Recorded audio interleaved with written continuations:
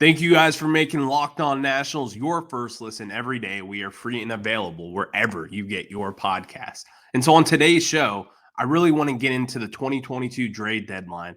And really, I want to get into what the Nationals left on the table. I think they made some smart moves in moving Juan Soto and Josh Bell. But if you look at this roster, I think that there's a lot left on the table. And the Nationals could have done way more than what they really did at the deadline. And I'm going to get into that as well as a Luke Voit little breakdown of the season as he was named one of the Silver Slugger finalists in 2022 at the designated hitter position. I'm going to get into all of that and more in today's show of Locked On Nationals. So stay tuned right after this. You are Locked On Nationals, your daily Washington Nationals podcast, part of the Locked On Podcast Network, your team every day.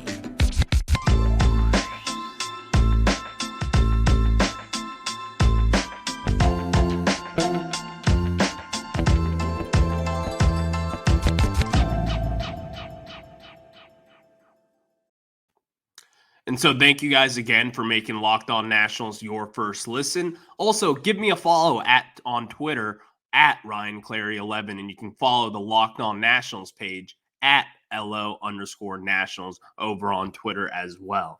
And like I was saying, I'm going to be reviewing the 2022 trade deadline for the Washington Nationals. And so let's just start here. The biggest trade of the season, one of the biggest trades in the history of sports, with Juan Soto and Josh Bell getting moved to the San Diego Padres for 5 marquee prospects. And so on review, I broke this down about 2.5 weeks ago, and I really went full in depth about the load that we got back and why the Nationals needed to trade Juan Soto when they did. And so I'll reiterate some of that here. The Nationals needed to move forward without Juan Soto. The writing was on the wall. His agent, as well as Josh Bell, they both share the same agent, and that's Scott Boras. And if you're a Nationals fan, if you're a diehard, you know what it's like to deal with Scott Boras and what he brings to the table. First off, his players are not going to sign an extension. They're going to hit free agency. That is one of his goals, and that's what he does for every single player that's on the board for him. It is rare to see them get an extension. Rare. And I say that because his whole philosophy is that they need to hit free agency and they need to have a bidding war. Because when there's a bidding war, there's going to be more money presented to you, and that trajectory is only going to be going up. Sometimes it works out for him, sometimes it doesn't. But I will say, most of the time it does, because that's how it works. Especially with how money crazy the MLB has been going lately. Everyone's been getting paid huge deals. AABs have been more relevant than ever. That's what people want. That's what the players want. And quite frankly, that's what the agent wants. More money for his client is more money for him. And so, do I hate Scott Boras? I don't say I would hate him. Do I dislike him for having us lose all our superstars because that's his philosophy? Yes. 100%. But that's his thing. That's his gig. And I've gotten it. I now understand it. And I just have to move forward with my life. But so I really want to take a little closer look at the trade deadline for the Nationals. Because as I was saying in the intro, I think this Nationals team left a lot on the table for what they could have done at this past trade deadline. Take a look at 2021. We were selling everyone and anyone when it came down to it.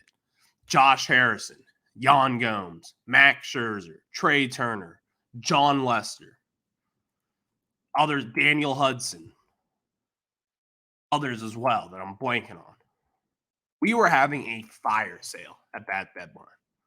When you look at this past deadline, we signed Nelson Cruz to a 2-year or really a 1-year deal with a club option in 2023.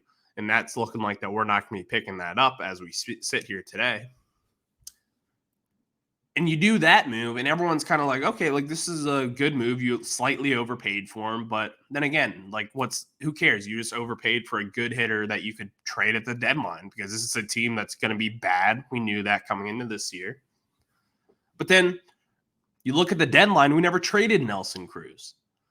And partly that's because he just wasn't that effective this year at all in any capacity. His power wasn't there. He wasn't hitting for any average. He wasn't getting the extra base hits.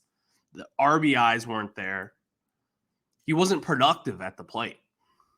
And is that partly as to why we didn't trade the maybe future Hall of Famer Nelson Cruz? Maybe. It's also hard to believe that you couldn't get anything for someone like that. You couldn't have a team taking a chance like the Mets, who are going for a postseason run, who would really seemingly trade anyone. The trade package you'd get in return for a 40-year-old wouldn't be much at all, even if he was having some lights out year. I don't think the trade package would be what you would think he is. He's 40 years old, and that does go into effect when you really look at it from top to the bottom. Because when you're trading for a 40-year-old, there's going to be a lot of injuries. And is this really sustainable success? Can we turn his season around? Is this just Nelson Cruz hitting a wall in his career? And is it just over for him? Maybe. But then again, you look at John Lester in 2021. And I've said this multiple times on this platform. You trade away John Lester, someone who had a 5 ERA, who was god-awful for us in 2021, flicked off all the fans when he got traded. This is a little side note that I can't stand about him. You trade him away for Lane Thomas, for someone who is our team's most valuable player this year. That's what he was. Is that sad? Yeah, it is sad. But then again, also, if you can trade John Lester, why aren't you able to trade someone like Nelson Cruz? Why aren't you able to trade someone like Carl Edwards Jr.?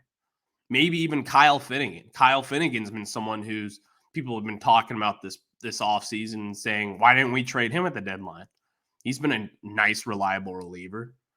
Maybe Anibal Sanchez for a team that needed an emergency starter at some point, kind of like what the Cardinals needed for John Lester last year. Why couldn't you trade someone like him? And so I say that, and obviously there has to be two tango here. Is it just a lack of interest in those two guys? And really, there's more other than that, too.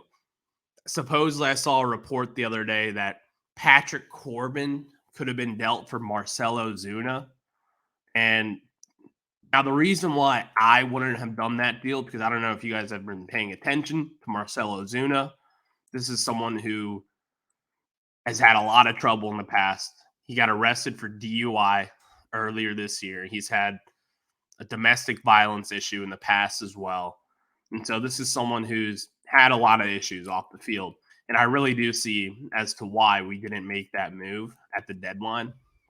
And that's just because you don't want that on your team. Starlin Castro last year, Mike Rizzo made it known. He has a zero tolerance policy for any of that with domestic abuse. Anything of that sort, he doesn't want on the table, and I respect that. So I wouldn't have made that deal either. But then you look at someone like Paolo Espino, maybe. Paolo Espino, who's someone who has kind of been a long relief guy. When you need someone to eat up 4 innings out of the bullpen, when your starting pitcher blows it up or stinks it up, or when you need a spot start, Paolo Espino is someone who does have value for your team because he can do that. That's kind of the role that he's adjusted to here in DC. And would I have traded him if there was something to where you could get a trade package in return? 100%. And with that being said, I don't know if their teams were calling about Paolo Espino because he's not really a known commodity. But those are the type of packages that you want in return. You want to take a gamble on those guys because Paolo Espino means nothing for your future. And having someone be a spot starter who's in his mid-30s, who's bounced around the MLB, and really has just found he's just found a lucky situation here in DC to where he pitched well when he had the opportunities to last year, and he's kind of made a little name for himself here in DC. But that doesn't mean to say that, well, you shouldn't trade him because, one, what are you going to get in return? It's a good question. But then again, you never know what you're going to get in return. Another person's trash could be another man's gold. And I'm not saying Paolo Espino's trash. And I'm not saying what we would have gotten in return is gold. But you never know. And I think this is the market that the Nationals need to be in moving forward. You need to be able to have a fire sale at the deadline. You need to stack up this future for this team. What are you going to get? A team's 70th prospect for Paolo Espino? Cool. Do it. I say do it. I think that's worth it. You kick the tires on something like that. This is a team that needs a replenish in the farm system to where maybe even get bullpen pieces for the future. Get pieces for the future in general. You never know what these guys could turn out to be. And so this trade deadline approach this year honestly kind of made me upset because we traded Juan Soto and Josh Bell, and then you're like, all right, boom, finally, we're going to sell everyone. Anyone has a price tag on them. You make the call. And then they didn't really do anything. Steve Cishek, another name that the Nationals could have traded. He's a vet. He's had good years down with the Angels as well. He's bounced around the MLB, but he's pitched in meaningful games. He's pitched in meaningful innings. He didn't have a great year this year, like I was saying. But then again, this is someone you have to move at the deadline. What value does he have for this club moving forward? Think of that to yourself for a second. Because that's how I look at it as. I don't care about the 3-game series that we have to play against the Braves in mid-August when you're the worst team in baseball. I don't care about that. I care about 2024. I care about 2025 and beyond that moving forward. That's where my eyes are set on. 2023, quite frankly, I'm not that excited about it. I'm just not. And so with that being said, I don't know what we can do. I just don't know. And so that part is a little confusing to where you have pieces that you could be trading, that you could be dealing at the deadline. And what is there to be shown for it? What is there to do for this team? Because quite frankly, I just couldn't tell you. I couldn't. But before I get into more of this with the trade deadline, let me tell you about my friends over at Bet Online. BetOnline.net is your number one source for betting football and the start of the new basketball season. Find all the latest player developments, team matchups, news, pods, and in-depth analysis on every game. And as always, BetOnline remains your continued source for all your sports wagering info with live betting and up-to-the-minute scores for every sport out there. So we have Thursday Night Football coming up in 2 days. I'm a big Thursday Night Football fan. You have the Texans and you have the Eagles. Guess what?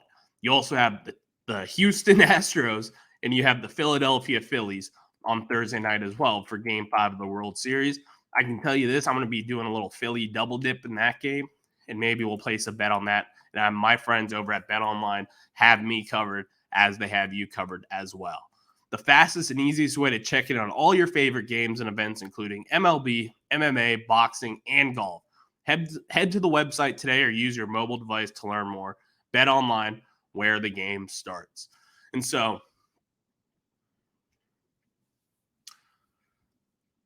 let's get into the trade deadline even more.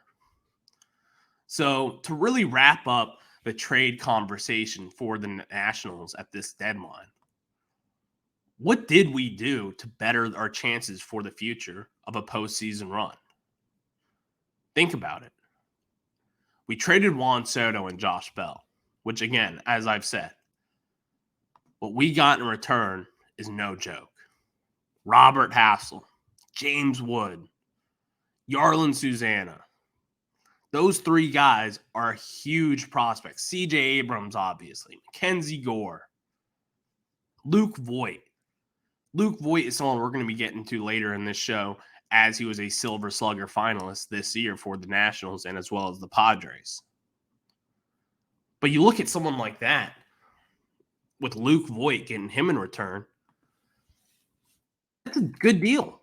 Luke Voit is someone in 2020, obviously it was a COVID-shortened year, but he had a damn good season with the Yankees that year. A damn good season.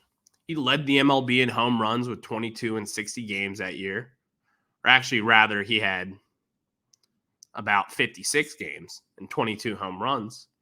This is someone who has power, someone who has a future in the major leagues, someone who has continued to hit, someone who you could really rely on to be an MLB veteran and kind of be a leader in the locker room, kind of be a voice of reason for when you need one most. Because right now, the Nationals do lack some older leadership. And I could play a little devil's advocate here and to look back at the deadline as to why you don't trade someone like Nelson Cruz or Steve Cishek or Anibal Sanchez. And a lot of them would say, well, we have a lot of young guys in this team. And with a lot of young guys, we want some veterans in place that have done it before. And we kind of want to show them the reins of what they do day in and day out and what a veteran baseball player looks like. But I don't really buy that. I think you learn as you go on. And I think there's vets in this building already to where you could help kind of feel for that lost production of sort, you could say, out of a team leader, really. And so that's where I'm just kind of lost in this, to where why didn't the Nationals move more than what they did at the deadline? Why didn't we? And I want to say that that's the reason as to why they just felt like they needed a locker room presence to where they could help these young guys with CJ Abrams and a young core that are going to be moving up through the minor league systems over the next few years. And do I expect them to do the same this offseason, to sign a couple of vets? Also, another guy I didn't mention, Cesar Hernandez. Cesar Hernandez is someone that we should have traded 1,000% because I know you would have gotten something in return for him. And he had a down year this year. No denying that. There's zero denying that. In fact, I'll be the first one to say Cesar Hernandez had a bad year. Bad. Not good. Why didn't you move him? What's the point of that? I couldn't tell you. Because if I was GM, and you could say the same maybe, I would have had a fire sale at this deadline and gotten everything that you can in return. Take a good hard look at the bottom of the barrel prospects and other organizations for some guys that you think you might not get anything for. Take a good hard look at those guys and see who could be the biggest bargain. And the Nationals just did not do that this come around. But moving forward, could we do it?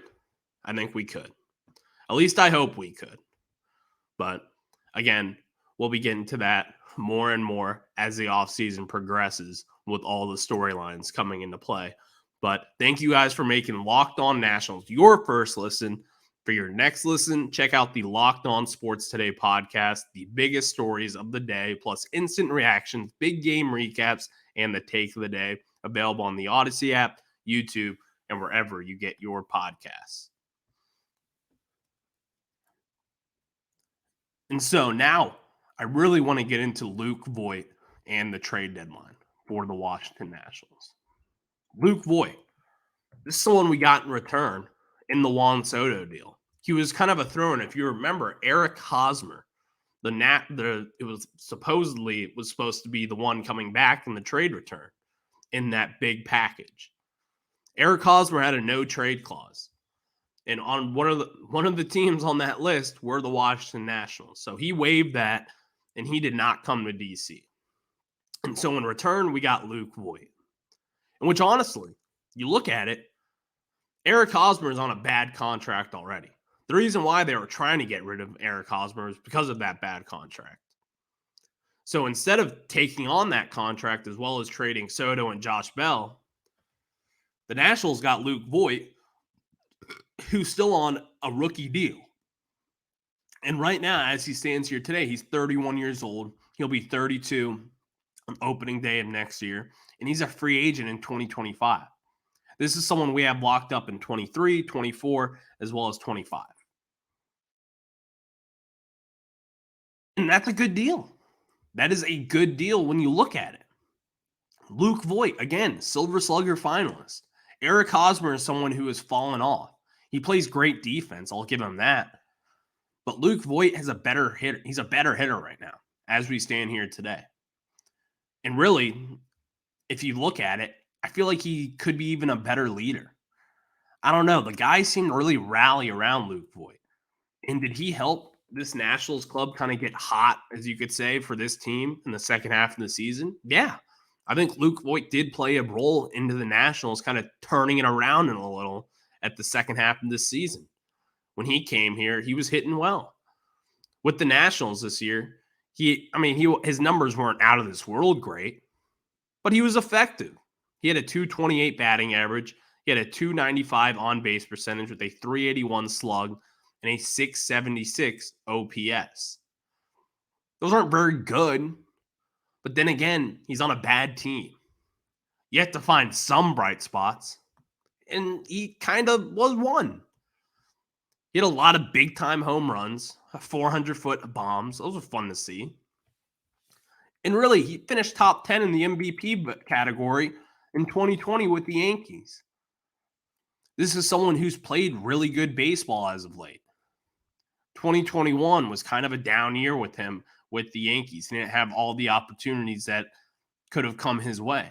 He batted 240 with a 328 OBP. That was good for a 764 slugging or 764 OPS. You know, that's not like it's good. That was good. It was better than his 2021 season, or his 2022 season, rather. And then in 2020, he finished top 10 in the MVP category. I would much rather take that than Eric Hosmer. Eric Hosmer, one, didn't want to be here. And two, he has a crappy contract that I don't want. And so we got the cheaper, less efficient deal in my mind. Some people would say, well, I want Eric Hosmer the leader. I want Eric Hosmer the World Series champion, the Gold Glove Eric Hosmer.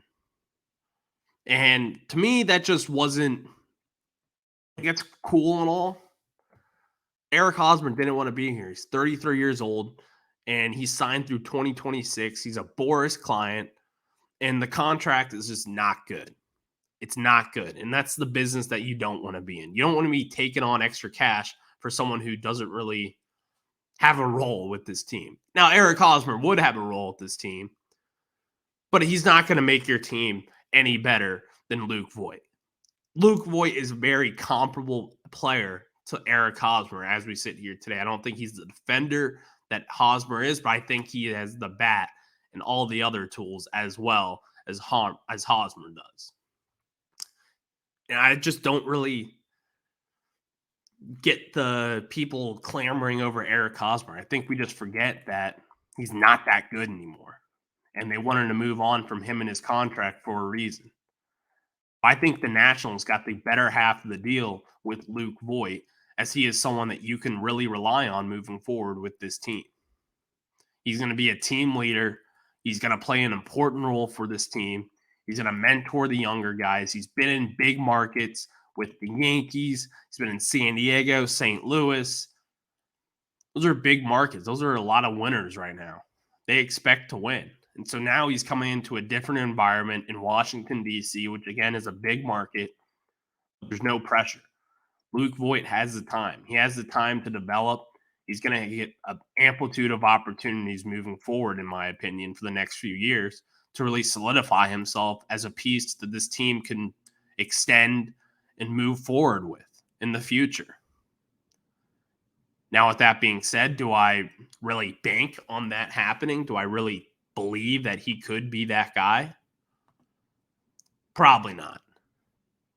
But I will say, Luke Voit, the human, the leader, and the DH, sign me up for him in this roster moving forward, coming off the bench. I don't see him as the future of first base for the Nationals. I think we're going to find that somewhere else as we go on with baseball, as we make more moves, and as we sign more free agents. But Luke Voit, certainly, this next 2-year window for him, I think he's going to be able to make the most of his opportunities and really solidify a role either off the bench or as a DH with the Washington Nationals moving forward. And that is something that does matter. It does. So thank you guys for making Locked On Nationals your first listen. For your next listen, check out the Locked On Sports Today podcast the biggest stories of the day, plus instant reactions, big game recaps, and the take of the day. Available on the Odyssey app, YouTube, and wherever you get your podcasts. All right, game 3 tonight. Let's go baseball. Dusty Baker and the Astros, please beat the Phillies. No one wants to see the Phillies win. Rob Thompson stinks, and the Phillies stink. Please don't let me eat my phone after this series. Go Astros, go baseball. World Series baseball is back tonight.